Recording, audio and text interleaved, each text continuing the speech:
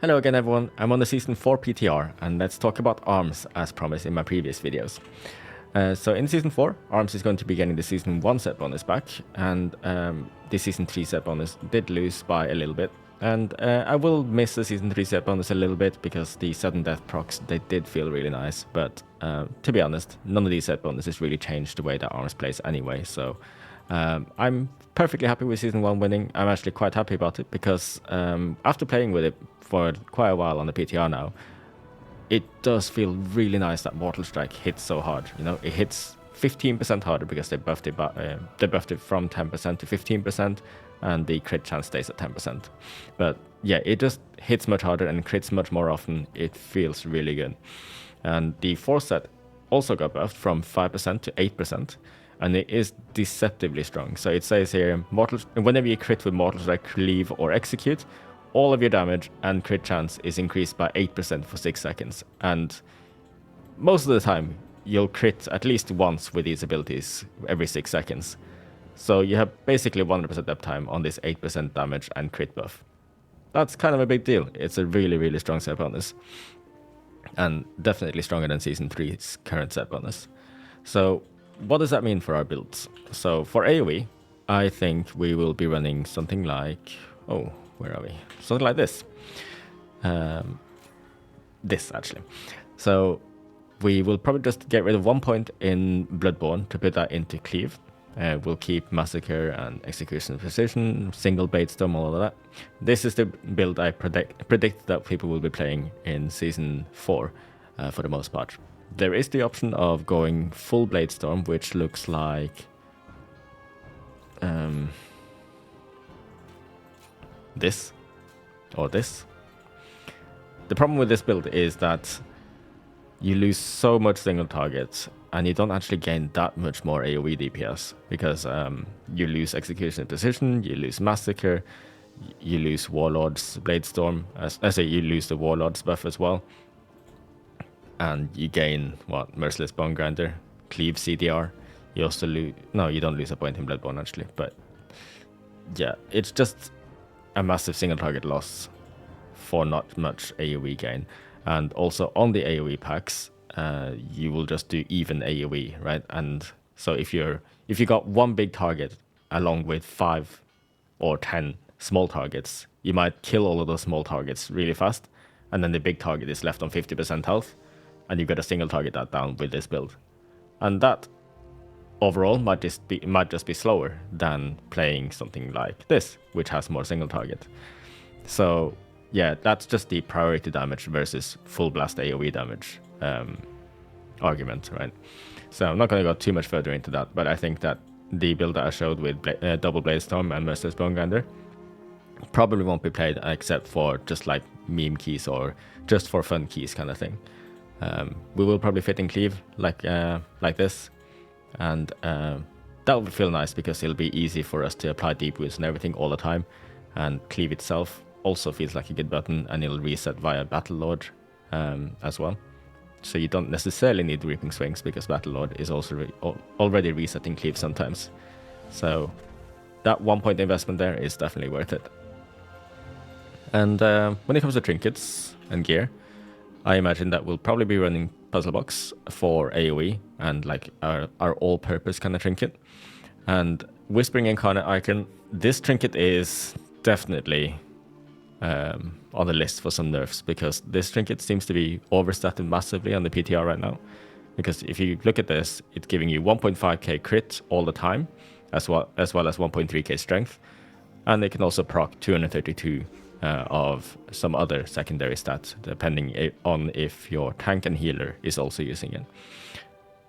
And you compare that to something like the Black Dragon scale here. At the same item level, 1.3k strength, it gives 1.5k crit on a proc, right? So when it procs, it gives 1.3k.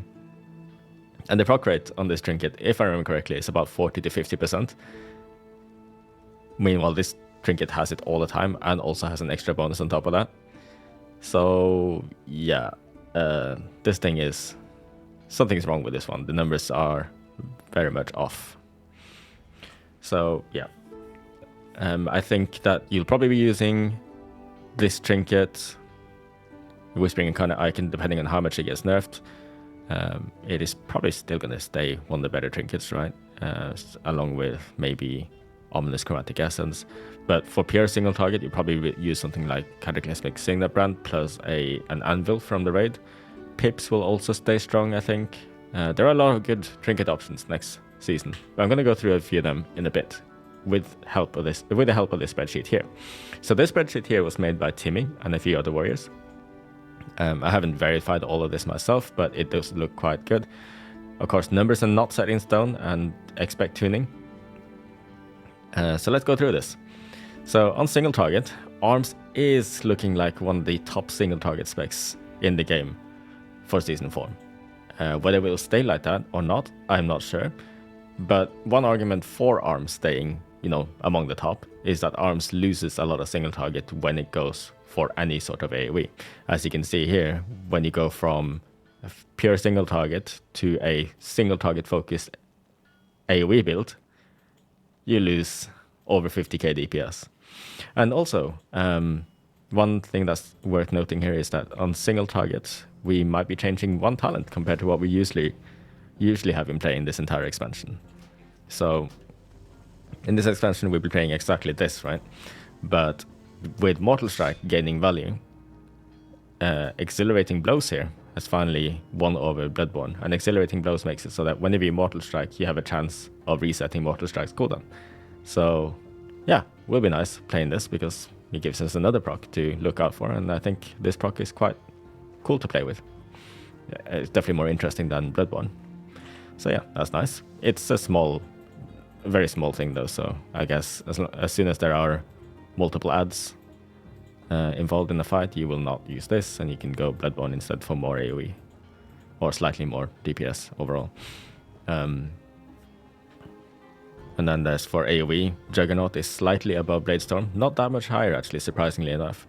So I'm guessing that most of the time you'll be playing Reckless Bladestorm with Strength of Arms, and the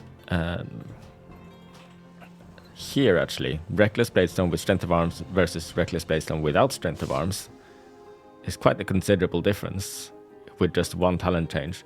So the talent change is Improved Sweeping Strikes versus Strength of Arms. Improved Sweeping Strikes obviously gives no single target, but it will give more AoE via higher Sweeping Strikes uptime, right? But the argument that I have for Strength of Arms here, because I've been playing Strength of Arms this entire season, right, is that it does give more single target, as you can clearly see here.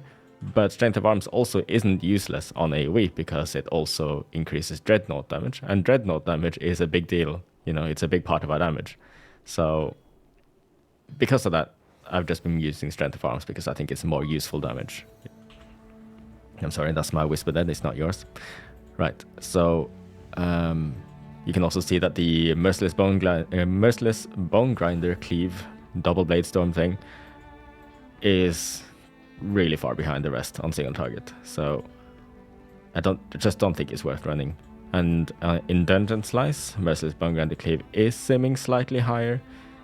And on 5 targets, yes, it's slightly higher here as well. But again, my argument is just that the single Bladestone build has much more single target and has better priority damage as well, that I just don't think that this pure even cleave build is going to be the best for keys. Although there might be situations that call for this build, but we'll have to wait and see. So the trinkets, as I touched upon earlier, I said that Signet Brand and Anvil will probably end up near the top, but because the Whispering Incarnate Icon is so overtuned, that trinket will probably be best, right? So Signet Brand, unsurprisingly here, Whispering Incarnate Icon also here. And as you can see, there's a Whispering Incarnate Icon in all of these top options here. And when do we see a non-Whispering Incarnate Icon? Yeah, here it is. So this is the first combo that doesn't have Whispering Incarnate Icon, and our sim goes down by nearly 15k versus 2 pure single target trinkets on 5 targets. Sorry, 5 minutes, 1 target. Pips actually isn't that far behind either. That's impressively high, and also Puzzle Box is very high up here too. Augury is also up here. But yeah,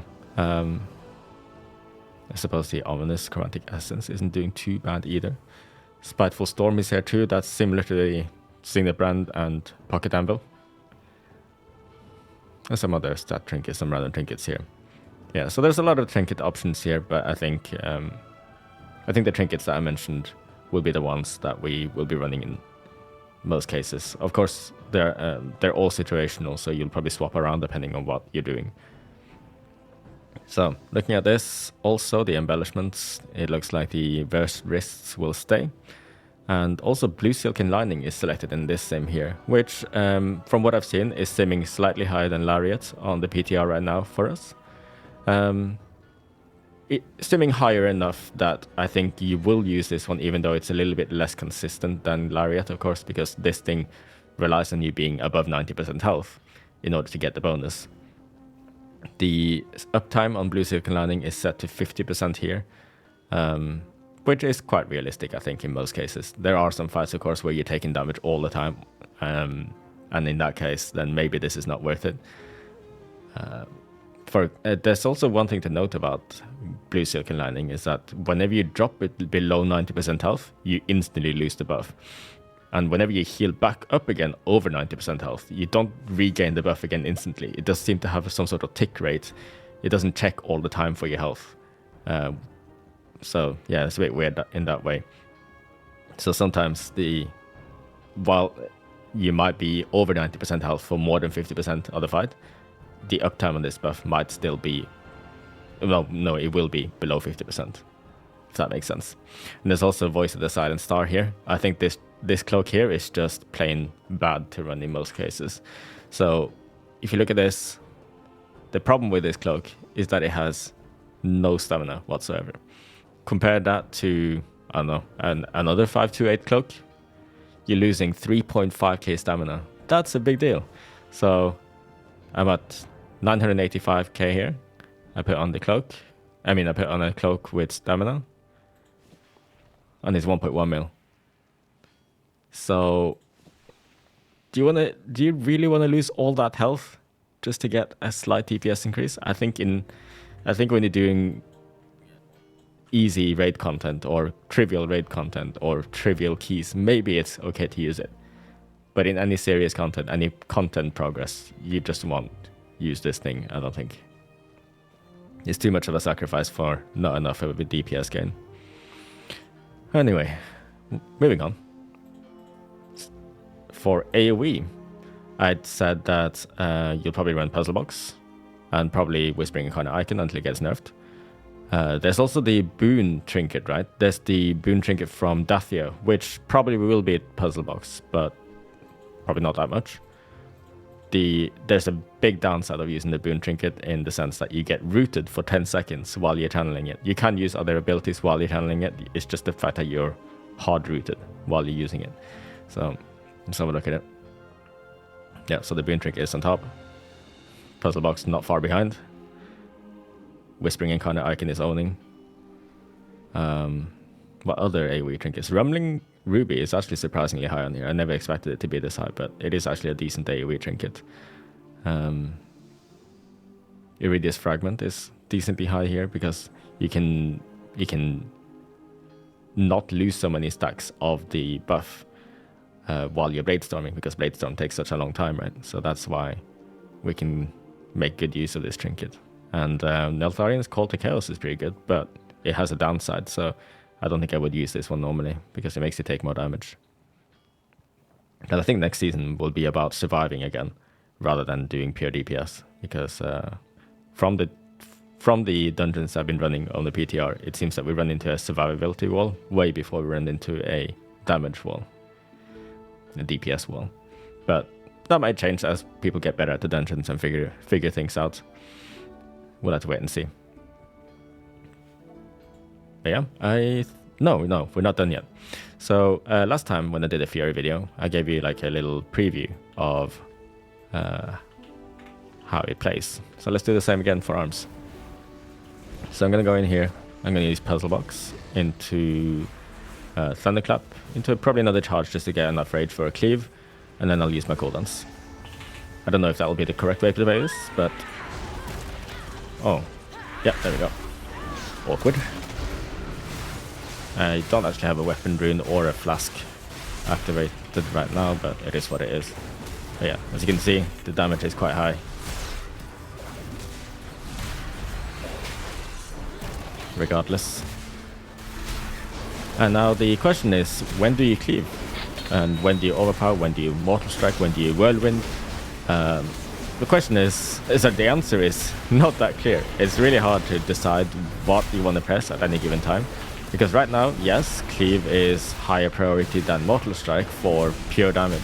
But maybe I want to focus on getting that big target down, right? But because all these targets are technically same priority, then I would just use cleave for more overall damage. But if there was a big target here and I want to focus that one down, then I would probably prioritize mortal strike over cleave.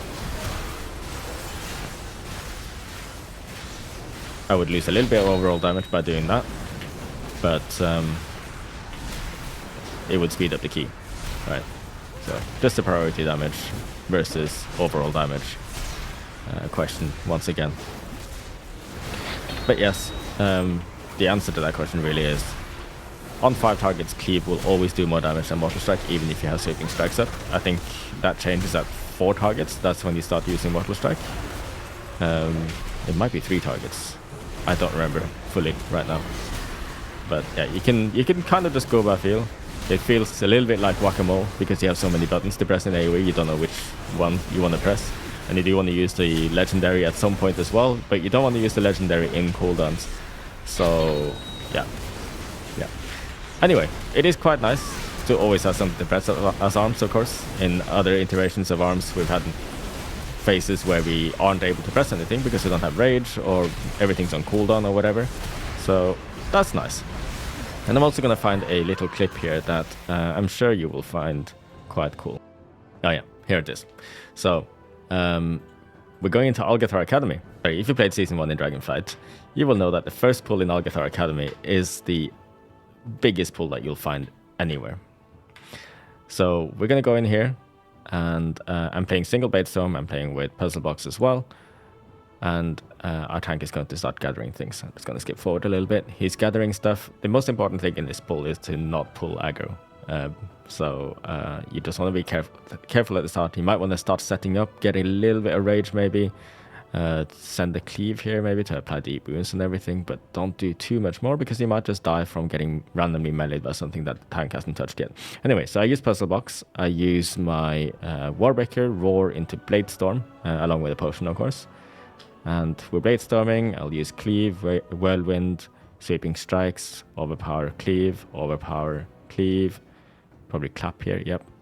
Overpower Cleave, Leap Whirlwind, so I had to get out of danger. Still just sweeping dreadnoughts and cleaving. I use my legendary here as well before the small targets start dying. Probably could have delayed that a little bit actually to be slightly more optimal. Anyway, things get a little bit dicey here. I get stuck in a tree and I die. But anyway, I think at some point here I was nearly peaking at 4 million DPS, and at the point that I died I was at just over 3 million. I think there are some classes that can outdo this. No, I know there are classes that can outdo this. For example, Lock, and I suspect that Unholy DKs can also outdo us there because they always had something crazy on uncapped AoE. Correct me if I'm wrong, of course, but I've seen Locks do way more than us on this pull here.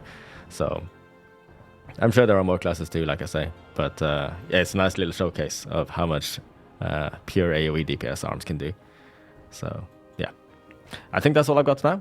That's all I've got for now. Thank you for watching, and I shall see you again next time. I hope you enjoyed the video.